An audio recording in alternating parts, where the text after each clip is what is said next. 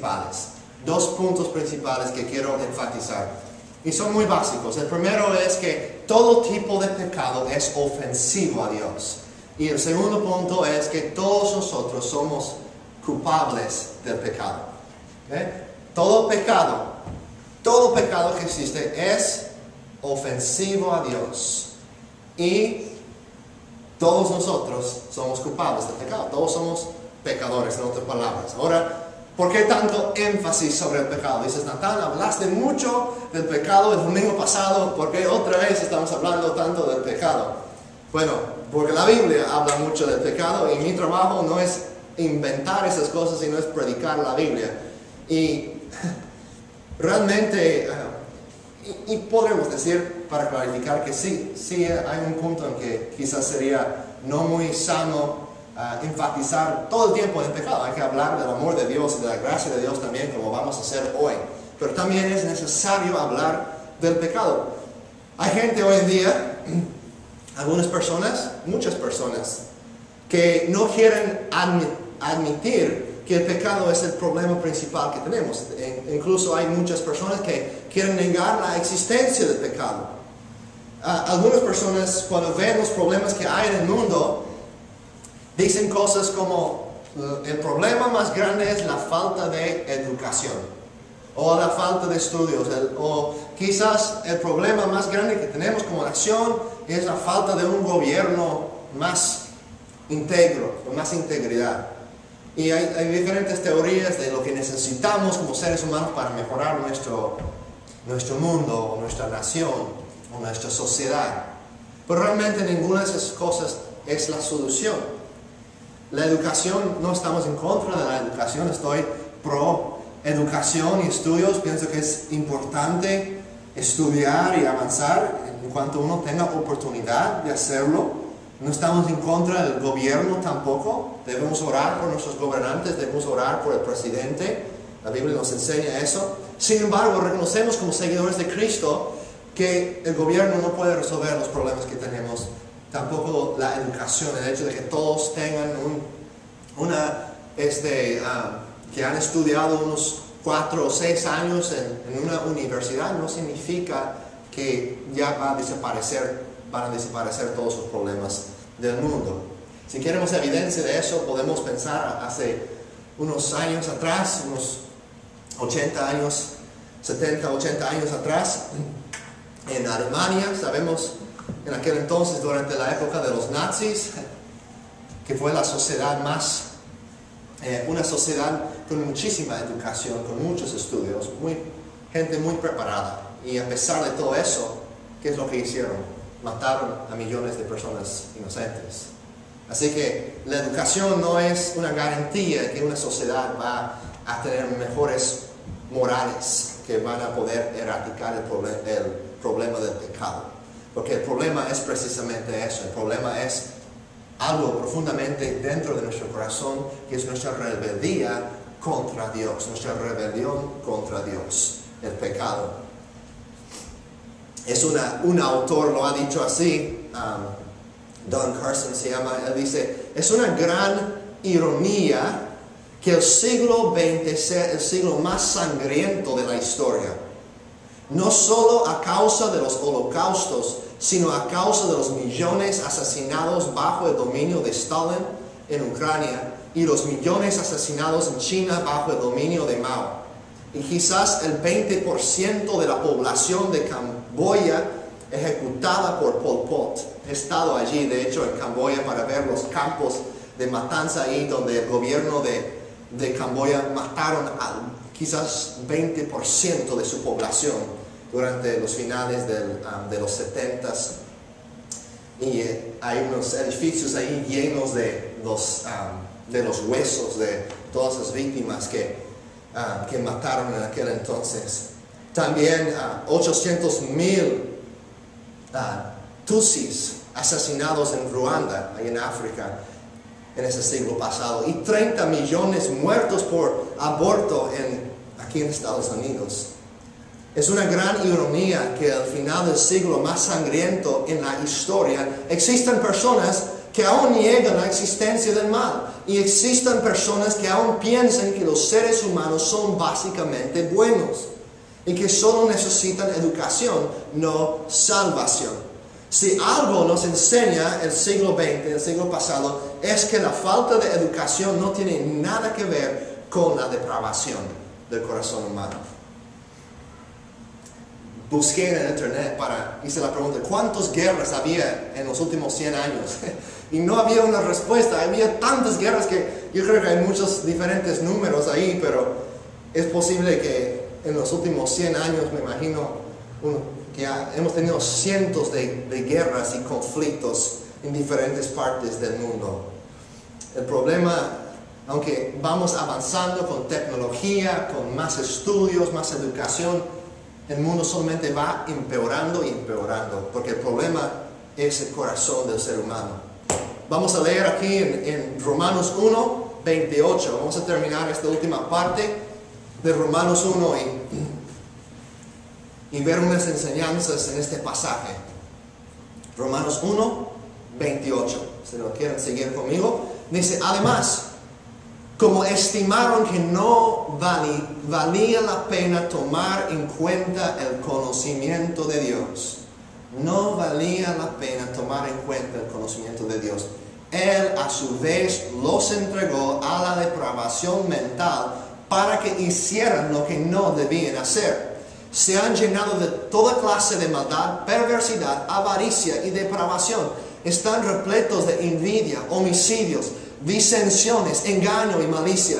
Son chismosos, calumniadores, enemigos de Dios, insolentes, soberbios y arrogantes. Se ingenian maldades, se rebelan contra sus padres. Son insensatos, desleales, insensibles, despiadados. Saben bien que según el justo decreto de Dios, quienes practican tales cosas merecen la muerte. Sin embargo, no solo sigan practicándolas, sino que incluso aprueban a quienes las practican. Una lista larga ahí de muchos diferentes pecados, incluyendo cosas muy diferentes en nuestra mente. Por ejemplo, aquí tenemos chismosos junto con homicidios. Ese es el primer punto. Todo el pecado es ofensivo a Dios. Todo el pecado tiene que ver con nuestra relación con Dios. Todo el pecado afecta nuestra relación con Dios. Todo el pecado nos separa de Dios. Tanto el chisme como el homicidio. También en esta lista menciona cosas que no nos parecen tan malas como desobediencia a los padres, ¿verdad? Junto con cosas como llenos de perversidad. Entonces, para Dios, todo el pecado es ofensivo. Claro que para nosotros aquí en la tierra hay ciertos pecados que tienen más consecuencias que otros, ¿verdad? Si solamente eres desobediente a tus padres, en este momento no te van a echar en la cárcel, como si cometes homicidio o algo así.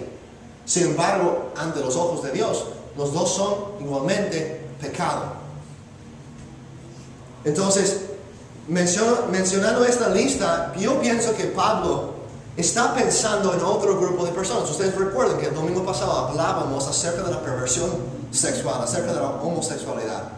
Y quizás algunas personas que escuchando todo eso están pensando, ay, pues tiene mucha razón Pablo, qué malas son esas personas, qué bueno que yo no soy como una de ellas, como una de esas personas.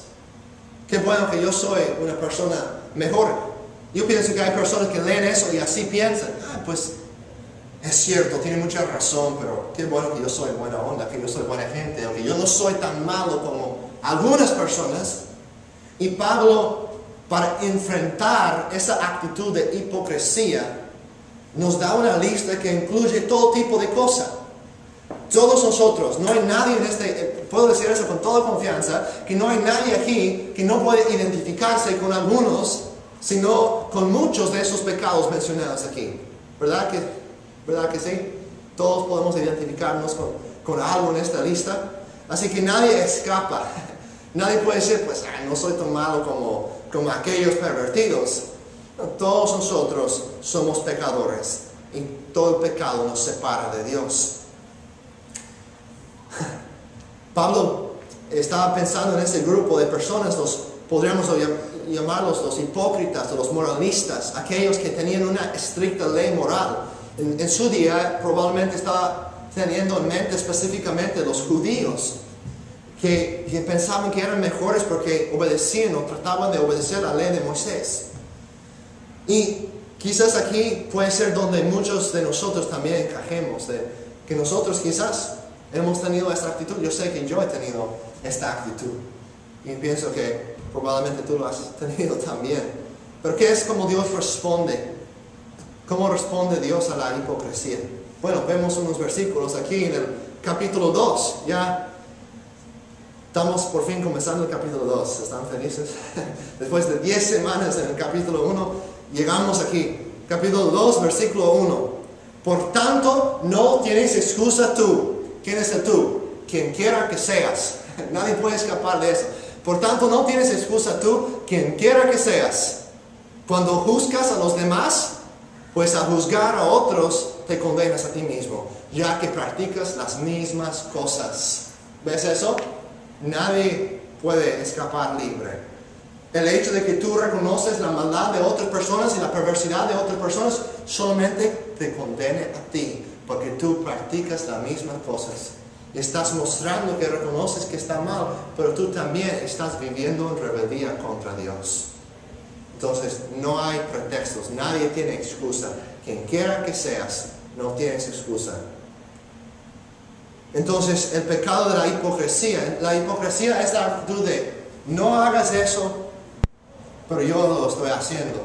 O, como a veces los papás dicen a sus niños, tú haz lo que te digo, pero no hagas lo que hago, ¿verdad? El papá ahí está fumando cigarro y el niño dice, ¿puedo hacerlo? Y dice, no, es malo para ti. ¿Por qué lo estás haciendo tú? Eso es hipocresía, ¿verdad? Entonces, un ejemplo sencillo de lo que es la actitud de hipocresía. Pero a veces no es necesariamente que tú estás haciendo la misma cosa exacta, pero que realmente estás haciendo la misma cosa en el sentido de que tú también estás en rebelión contra Dios, porque tú también tienes pecado en tu vida. Entonces, no es decir que Pablo no está diciendo, pues, tú estás juzgando a los homosexuales y tú también estás practicando ese mismo pecado, porque obviamente no todos estaban haciendo eso, pero está diciendo, tú también estás viviendo en rebelión contra Dios. Entonces, a condenar a otros, te condenas a ti mismo, ya que practicas las mismas cosas. Muchas personas no quieren venir a la iglesia, a diferentes iglesias, porque hay hipocresía. Hay hipocresía, hay personas que vienen a la iglesia con su corbata, hoy tengo corbata, con su corbata y su traje y toda la cosa, ¿verdad? Y luego entre semana, ahí están maltratando a su esposa, gritando a sus hijos, y las personas ven eso, pues yo no quiero ser cristiano, mira cómo es ese hipócrita. Esa gente que es así, están dando un mal, están trayendo desgracia sobre el nombre de Dios. Son santurrones, personas religiosas que se creen mejores que los demás. Pero no debemos permitir que aquellas personas nos estorben de acercarnos al Dios verdadero, porque la actitud de Dios no es uno muy favorable hacia aquellas personas hipócritas. ¿Cómo responde Dios hacia la hipocresía? Dos maneras que vemos en este capítulo que Dios responde al pecado de la hipocresía. En el versículo 1 hasta el versículo 3 vemos la primera manera que Dios responde al pecado de la hipocresía. Es el juicio. Dios responde como un Dios justo, Él responde con juicio. Tú te condenas a ti mismo ya que practicas las mismas cosas. Versículo 2 también dice, ahora bien sabemos que el juicio de Dios contra los que practican tales cosas se basa en la verdad. ¿Piensas entonces que vas a escapar del juicio de Dios? Tú que juzgas a otros y sin embargo haces lo mismo que ellos. En el versículo 16 dice, así sucederá el día en que por medio de Jesucristo Dios juzgará los secretos de toda persona. Los hipócritas son culpables como todos los demás, porque Dios ve el corazón. Dios dice que ver a otra persona con lujuria en tu corazón es cometer adulterio con esa persona, aun si no lo haces físicamente. Odiar a tu hermano en tu corazón, odiar a otra persona, es cometer homicidio en tu corazón. Dios ve el corazón, y Dios dice aquí en el versículo 16, Él va a juzgar a todos, a la vida secreta de toda persona, un día por medio de Jesucristo. No conforme a todos los hechos físicos que hacemos, sino hasta los secretos de nuestro corazón. Los secretos de toda persona, incluyéndote a ti, incluyéndome a mí.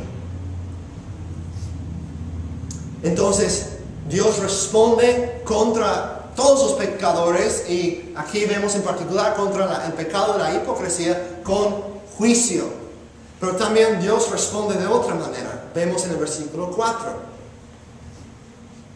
Vemos en el 4, dice: ¿no ves que desprecias las riquezas de la bondad de Dios, de su tolerancia y de su paciencia, al no reconocer que su bondad quiere llevarte al arrepentimiento? Entonces Dios en su justicia, como Él es justo, Él responde hacia el pecador con ¿qué? Con juicio.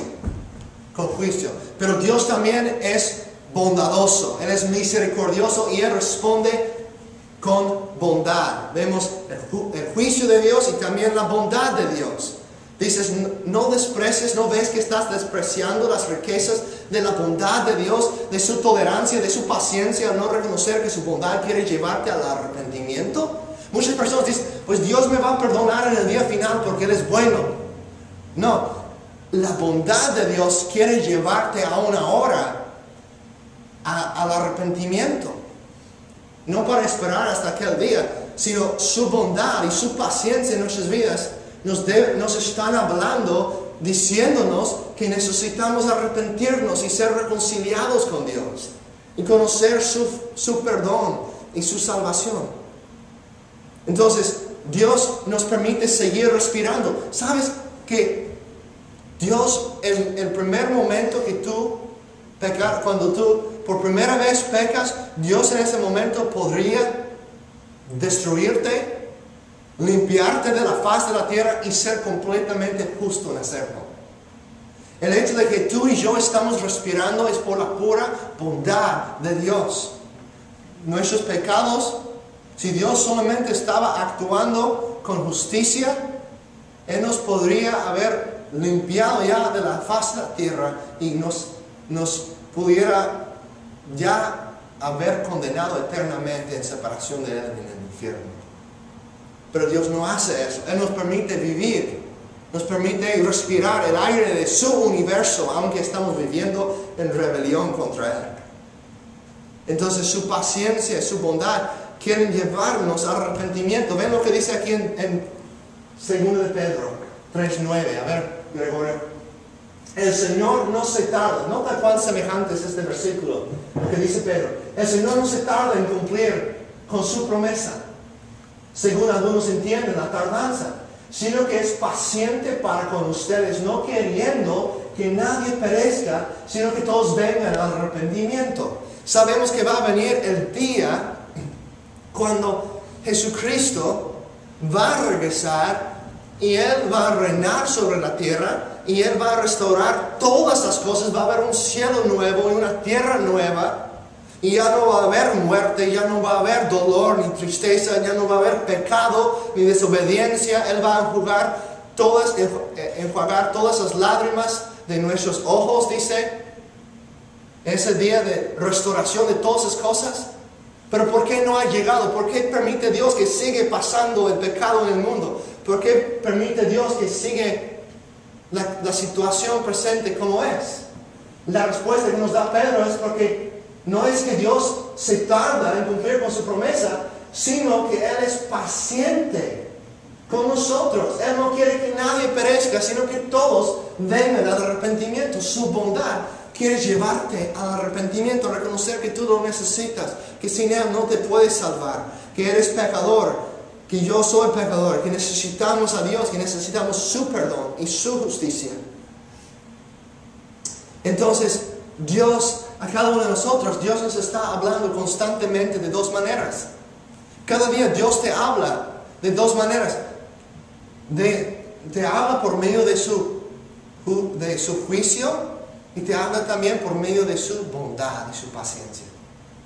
Cada día, cuando te enfermas, eso es algo que nos debe estar indicando que el juicio de Dios viene contra el mundo. Que este mundo está caído, que el pecado está en el mundo. Y que un día Dios va a juzgar a todos. Cuando hay una tragedia, cuando cualquier cosa mala pasa, podemos reconocer, Dios no es el autor de esas cosas. Nosotros y Satanás somos los autores del pecado. Pero Dios usa esas cosas para hablarnos. Para hablarnos de nuestra necesidad de buscarle a Él y de arrepentirnos y confiar en lo que Él ha hecho. Entonces Dios nos habla por todo el dolor y la tristeza y la enfermedad y todas esas tragedias de esta vida. Dios nos habla así en el juicio. Pero también Dios nos habla en su bondad. El hecho de que tú estás respirando hoy, el día soleado, eso es Dios hablándonos de su bondad. Tristemente, quizás algunos decidieron disfrutar el sol afuera en vez de reconocer que Dios les estaba hablando de su bondad. Y no decidieron venir a adorarlo. No estoy juzgando a nadie, pero quizás así es, ¿verdad? Dios nos bendice. Tú dices, ¿por qué Dios nos habla a través de su juicio? Pues quizás podremos entrar en varias razones teológicas por la cual eso sucede, pero es interesante que muchas personas no escuchan a Dios cuando les habla por las cosas buenas. Tomamos por sentado que tenemos buena salud.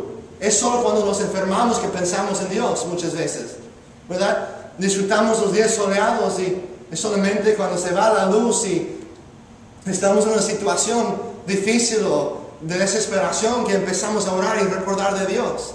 Pero debemos escuchar a Dios cuando Él nos habla por medio de lo que es bueno en esta vida también. Todo eso es su misericordia, porque no lo merecemos. Merecemos morir por nuestro pecado, pero Él nos da vida. Él es paciente con nosotros. Él quiere llevarnos al arrepentimiento y nos está hablando por medio de su juicio, pero también por medio de su bondad. ¿Sí me explico? Amén. Bueno, dice en el versículo 5, pero por tu obstinación y por tu corazón empedernido sigues acumulando castigo contra ti mismo para el día de la ira, cuando Dios revelará su justo juicio. Pablo aquí probablemente tiene en mente, o está hablando de los judíos de su día, de aquel entonces. Ellos pensaban que no tenían que preocuparse del juicio de Dios, porque eran judíos. Y ellos seguían todas las reglas religiosas. Los fariseos, recuerden, eran las personas que se creían muy religiosas y muy buenas, muy santurrones realmente. Y ellos pensaban que las buenas intenciones eran suficientes, que no era necesario ser perfecto. Como todo el mundo dice, pues nadie es perfecto, ¿verdad? Pero yo trato de ser buena gente, nadie es perfecto.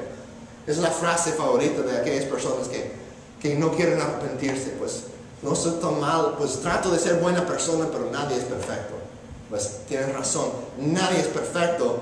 Y eso significa que tú vas a ser juzgado. Porque Dios no requiere buenas intenciones. ¿Saben eso? Dios no exige buenas intenciones de nosotros. Él no está interesado en que nosotros estemos tratando de ser buena gente. No. Lo que Dios exige es perfección. Lo que Dios exige es perfección.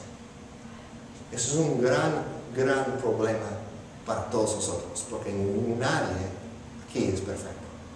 Y ninguno de nosotros, por nuestras propias fuerzas, podemos alcanzar la perfección.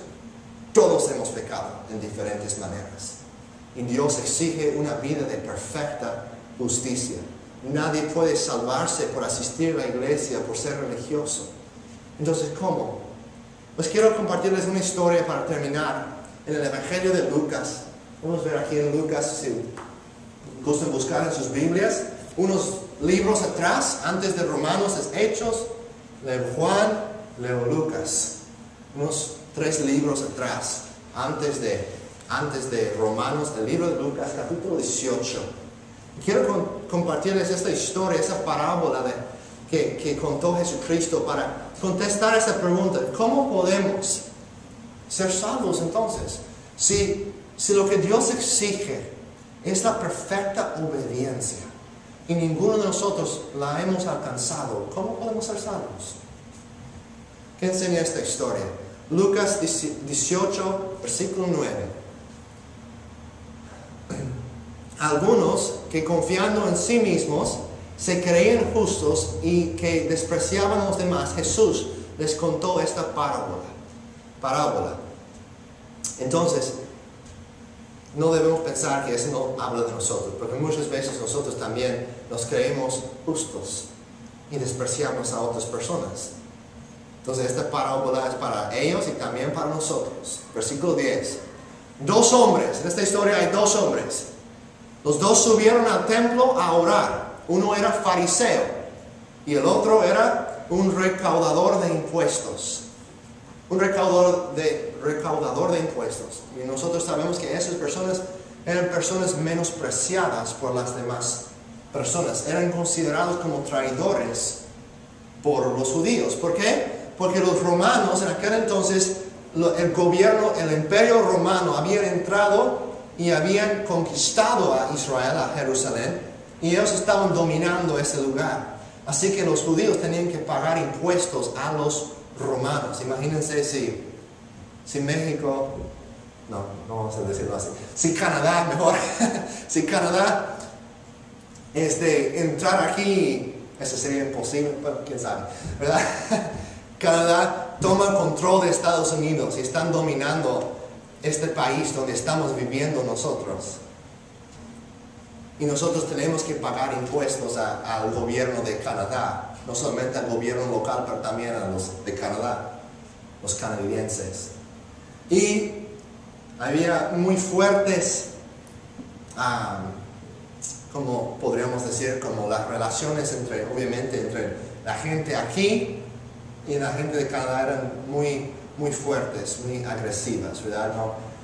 No estuviéramos muy contentos que los de Canadá habrían tomado nuestra nación o esta tierra.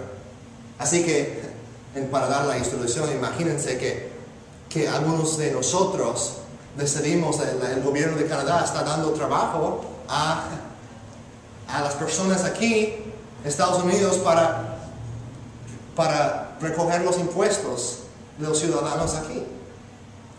¿Cómo veríamos nosotros a esas personas? Yo creo que nosotros estaríamos pensando, ellos son traidores, que este gobierno nos ha invadido, nos han atacado, están quitando nuestro dinero, y algunos de nuestros propios paisanos o personas de nuestro propio país, de esta misma nación, están trabajando por ellos. Pues así eran los recaudadores de impuestos, eran judíos que estaban ayudando a los romanos prácticamente, así que eran menospreciados. Entonces, en esta historia tenemos un fariseo, era un hombre religioso que seguía la ley de Moisés a pie de la letra, que se creía muy bueno, y otro hombre que prácticamente es considerado como un traidor a su nación. Entonces, los 2 entran en el templo para orar. Y dice, en primer lugar, el versículo 11, el fariseo se puso a orar consigo mismo. Oh Dios, te doy gracias porque no soy como otros hombres, ladrones, malhechores, adúlteros, ni mucho menos como ese recaudador de impuestos. Ayuno 2 veces a la semana y doy la 10ª parte de todo lo que recibo. Entonces, ¿qué está haciendo ese hombre? Su propia justicia, ¿verdad? Jactándose de lo que él hace. Pero en cambio, el versículo 13, el recaudador de impuestos, que se había quedado a cierta distancia, ni siquiera se atrevía a alzar la vista al cielo, sino que se golpeaba el pecho y decía, oh Dios, ten compasión de mí, que soy pecador. Les digo, dice Jesús, les digo que y no aquel volvió a su casa justificado ante Dios. Pues todo el que a sí mismo se enaltece será humillado, y el que se humilla será enaltecido.